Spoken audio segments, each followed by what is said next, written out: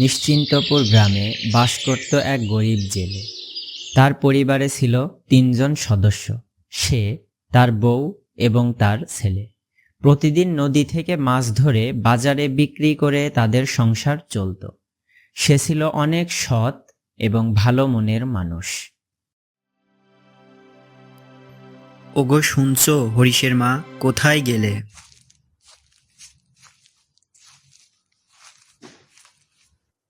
এই তো আমি। বলো। আজ তো অনেক বেলা হয়ে গেল, আমার জালটা দাও দেখি, নদীতে মাছ ধরতে যাব। এই নাও তোমার জাল, সাবধানে যেও।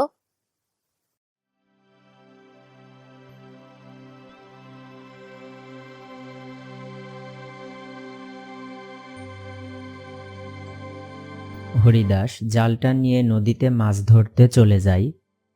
সেদিন ভালোই মাছ পায় এবং সেগুলো নদীর ধারে বিক্রি করে ফেলে। তার আর কষ্ট করে বাজারে যেতে হয় না। যাক, উপরওয়ালার কৃপায় আজ সব মাছগুলো বিক্রি হয়ে গেল। এখন বাড়িতে গিয়ে বিশ্রাম নেই।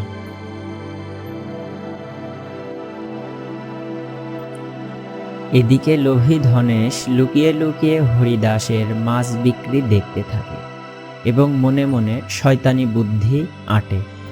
আমার চোখের সামনেতে প্রতিদিন তুমি মাছ বেশি করি করি টাকা নিয়ে যাও, আর আমি চুপচাপ বসে বসে দেখি। তার হচ্ছে না বাসা, এমন বুদ্ধি আটিছি, এখন জাল পাতবা তুমি আর মাছ বেশি টাকা ঢুকবি আমার পকেটে। হে হে হে। হরিদাস পরের দিন বিকেলে আবার জাল পেতে রেখে আসে। এই তো, এখন জালটা পেতে রাখলাম, সকালে এসে তুলে নেব।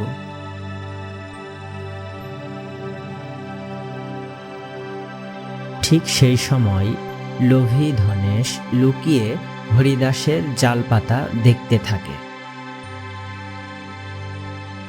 হে হে, পাতো জাল, ভালো করে পাতো। পরের দিন সকালে হরিদাস তার জাল তুলতে যাওয়ার আগেই লোভী ধনেশ জাল তুলে তার সব মাছ বের করে নেয় এবং জাল আগের মতোই রেখে দেয়। এরপর হরিদাস জাল তুলতে এসে দেখে তার জালে একটা মাছও ধরা পড়েনি। এ কি, আজ যে জালে একটা মাছও ধরা পড়েনি। হরিদাস তার জালে একটা মাছও না পেয়ে মন খারাপ করে বাড়ি ফিরে যায়। এদিকে লোভী ধনেশ তার চুরি করা মাছগুলো বাজারে বিক্রি করে দেয়। এভাবে বেশ কিছুদিন চলতে থাকে।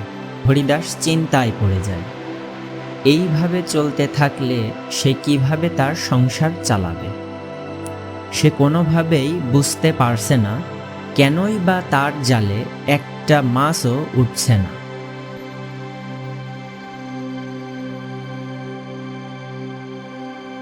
কি গো, তোমাকে খুব চিন্তিত দেখাচ্ছে। কি হয়েছে তোমার?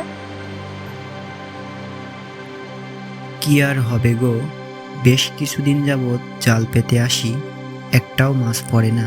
তাই ভাবছি কিভাবে সংসার চলবে। বাদ দাও, চিন্তা করো না। উপরওয়ালার কৃপায় চেকটা হয়ে যাবে। হাত ধুয়ে খাবার খেয়ে নাও। এভাবেই তাদের সংসার চলতে থাকে এবং অন্যদিকে ধনেশ তার চুরি করা মাছগুলো বাজারে বিক্রি করে বেশ টাকা আয় রোজগার শুরু করেছে।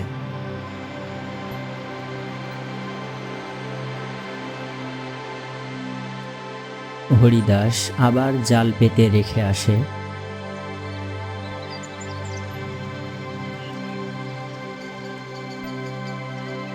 এবং পরের দিন খুব সকালে জাল তুলতে যায়। তাই ধনেশ সেদিন মাছ চুরি করতে পারে না। ধুর, আজও দেখি আমার কপালে একটাও মাছ নেই। হরিদাস জাল তুলতে তুলতে একটা সোনালী রঙের মাছ দেখতে পায়। আরে, জালের মধ্যে এ কি স্বর্ণের মতো জল জল করছে, ও বাবা, এ তো দেখি সোনালী বর্ণের মাছ। হরিদাস ভিন্নরূপী মাছটি পেয়ে খুশি হয়ে বাড়িতে রওনা দিল।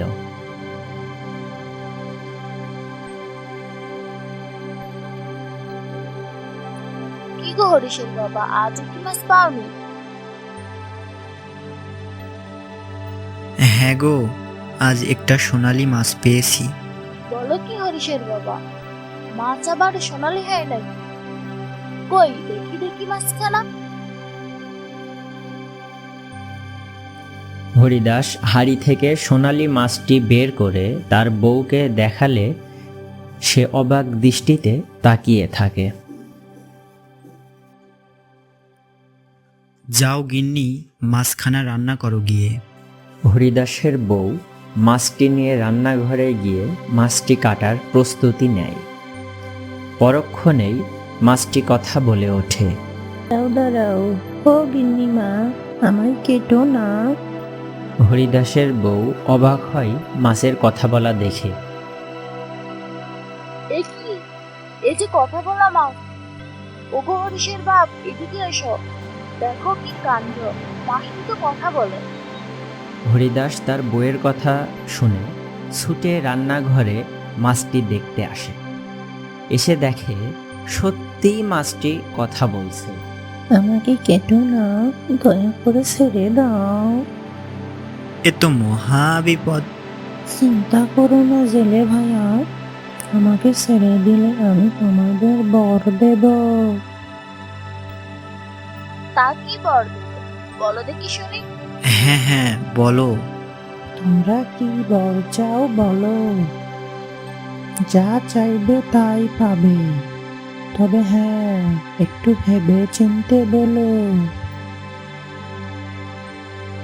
আমরা তেমন কিছু চাই না গো, আমাদের সংসারের অভাব দূর করে দাও।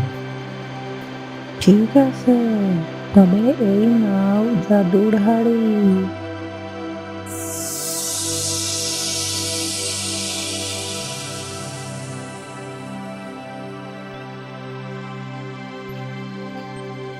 এই হাড়ি দিয়ে কি হবে? এটি কোনো সাধারণ হাড়ি নয়। এই হাড়ি থেকে প্রতিদিন সকালে তুমি প্রচুর পরিমাণে মাছ পাবে। তাহলে তো তোমাকে আর কষ্ট করে প্রতিদিন মাছ ধরতে যেতে হবে না গো হরিশের বাপ। তবে শর্ত হলো, হাড়ি একেবারে উপর করে মাছ ঢালা যাবে না, তাহলে মাছের পরিবর্তে সাপ ব্যাঙ বের হতে থাকবে। সে কি গো, তাহলে মাছ ধরবো কিভাবে? হাড়ির ভেতর হাত দিয়ে একটি একটি করে মাছ বের করতে হবে। তোমাকে অনেক ধন্যবাদ মাছ ভাইয়া, চলো তোমাকে আবার নদীতে রেখে আসি।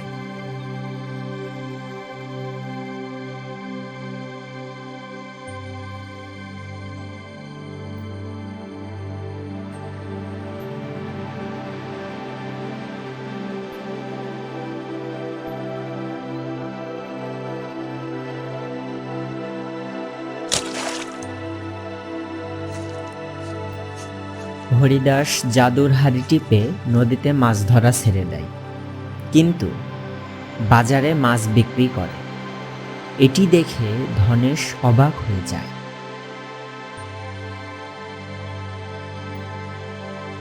হরিদাস অনেকদিন যাবৎ নদীতে মাছ ধরতে আসে না, কিন্তু এত মাছ পাচ্ছে কোথায়? বিষয়টি দেখতে হচ্ছে।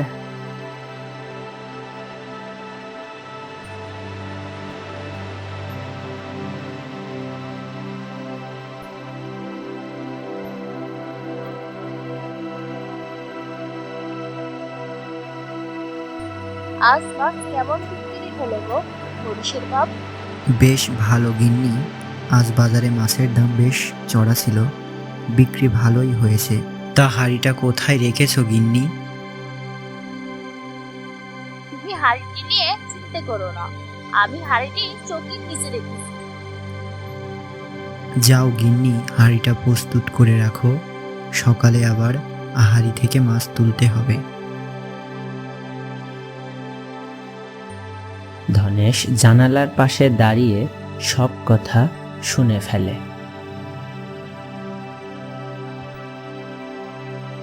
তাহলে সবকিছুর মূলে রয়েছে জাদুর হাড়ি। আজ রাতের মধ্যে এই হাড়ি আমার চাই। ধনেশ হরিদাসের হাড়ি চুরি করার জন্য তার ঘরের বাইরে অপেক্ষা করতে থাকে।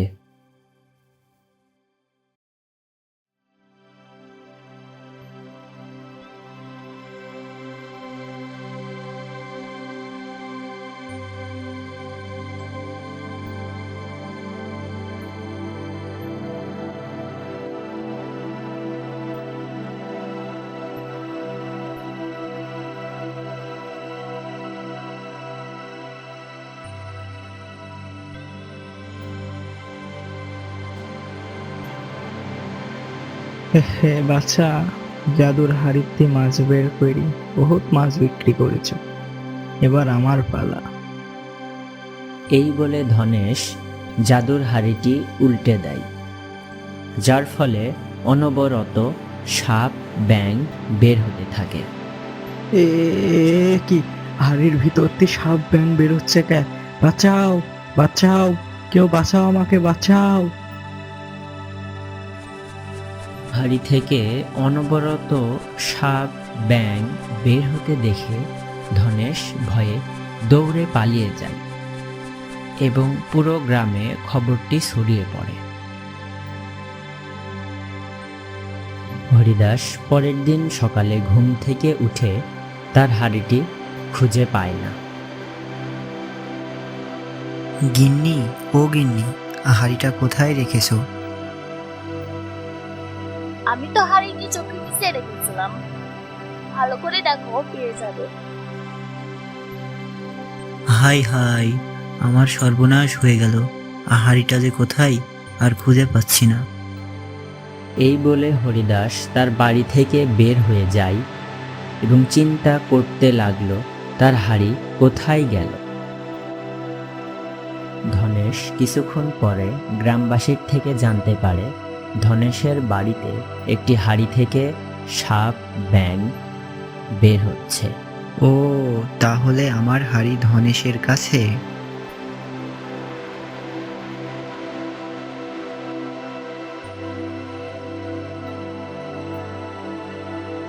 কি বন্ধুরা, কি বুঝলে? অতিলোভ করা ভালো নয়।